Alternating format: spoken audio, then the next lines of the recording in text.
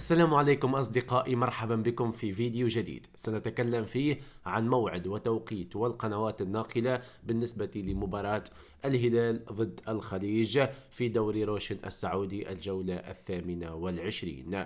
لكن قبل ما ندخل في تفاصيل هذا الفيديو أتمنى منكم الضغط على زر اللايك، الاشتراك في القناة وتفعيل الجرس، وشكرا لكم جميعا على الدعم المستمر للقناة.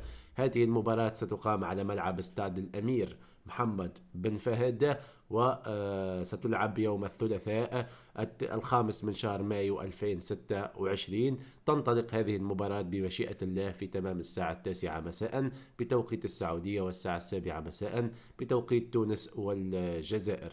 مباراة الذهاب انتهت لمصلحة الهلال بنتيجة 3-2، وهذه المباراة ستكون منقولة على شبكة قنوات 8، والأقرب أنها تكون منقولة عبر قناة 8 1.